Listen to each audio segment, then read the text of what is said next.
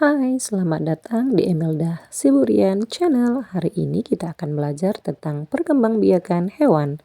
Selamat belajar. Ada 3 macam perkembangbiakan hewan secara generatif.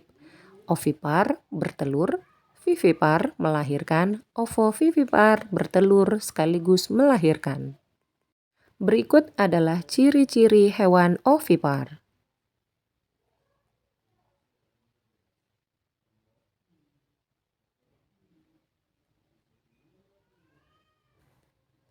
2. Ciri-ciri hewan vivipar antara lain: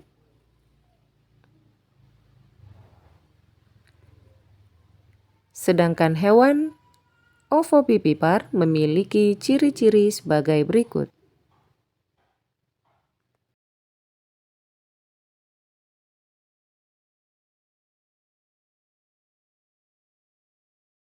Contoh ovipar: kura-kura, burung, ikan, dan ayam. Contoh vivipar: kucing, sapi, dan lumba-lumba. Contoh ovovivipar: ular, kadal, dan platypus. Contoh hewan ovipar yang lain diantaranya katak, kupu-kupu, cicak, capung, tokek, nyamuk, belibis, angsa, kumbang, bebek, dan lain-lain. Contoh hewan vivipar lainnya yaitu kera, kuda, ikan paus, kambing, singa, harimau, unta, kerbau, jerapah, kelinci, lumba-lumba, dan lain-lain. Perhatikan diagram berikut. Dapatkah kalian mengelompokkan hewan mana yang termasuk ovipar, vivipar, atau ovovivipar?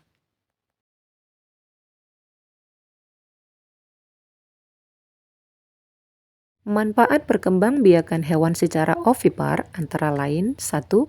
Embrio hewan dapat terlindung dari lingkungan. 2. Di dalam cangkang telur terdapat amnion sebagai sumber protein air serta dapat melindungi embrio dari guncangan dan benturan.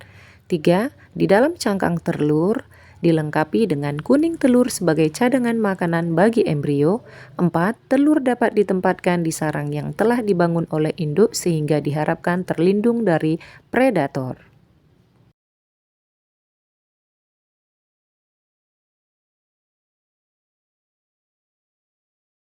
Manfaat perkembangbiakan hewan secara vivipar yaitu 1. Induk dapat membawa embrio yang berkembang di dalam tubuhnya sehingga menghindari serangan dari predator.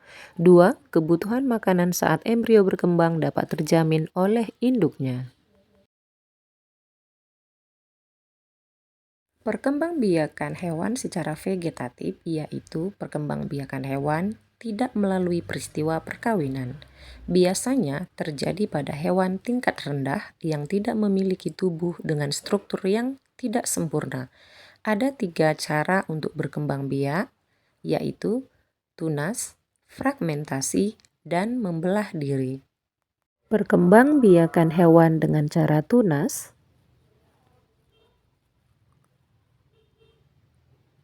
Perkembangbiakan amuba yang sedang membelah diri. Perkembangbiakan hewan fragmentasi pada cacing pipih. Hewan berkembang biak secara vegetatif adalah hidra, anemon, amuba, paramecium, euglena. Selain itu ada plasmodium, bakteri, stentor, planaria, dan radiolaria. Perkembangbiakan vegetatif dapat berupa membelah diri maupun tunas. Perhatikan gambar ini. Bagaimanakah cara hewan tersebut melakukan perkembangbiakan? Coba sebutkan. Ingat kembali bahwa tunas atau budding adalah munculnya individu baru dari tubuh induknya.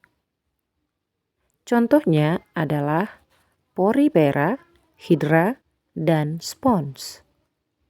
Pertunasan biasanya terjadi pada hewan yang sesil atau menempel di dasar perairan. 2. Fragmentasi, yaitu terbentuknya individu baru yang berasal dari potongan-potongan tubuh induknya. Hewan yang mampu melakukan fragmentasi memiliki kemampuan regenerasi yang tinggi sehingga tiap potongan dapat tumbuh menjadi individu baru. Contohnya adalah cacing planaria. 3. Membelah diri atau fusion, yaitu pemisahan diri tubuh induk menjadi dua individu yang sama besar. Contohnya adalah hewan bersel satu seperti amuba, paramecium, bakteri, dan euglena. 4. Parthenogenesis, yaitu pertumbuhan dan perkembangan embrio atau biji tanpa didahului dengan fertilisasi atau pembuahan oleh induk jantan. Parthenogenesis terjadi secara alami pada beberapa spesies termasuk tumbuhan tingkat rendah, invertebrata, dan vertebrata. Contohnya kutu air, kutu daun, lebah, semut, ikan, reptil, burung, dan hiu. 5. Metagenesis, yaitu siklus hidup makhluk hidup di mana dalam siklus tersebut terjadi pergantian reproduksi, yaitu secara generatif dan secara vegetatif. Contohnya adalah lumut, paku, ubur-ubur, dan hidra.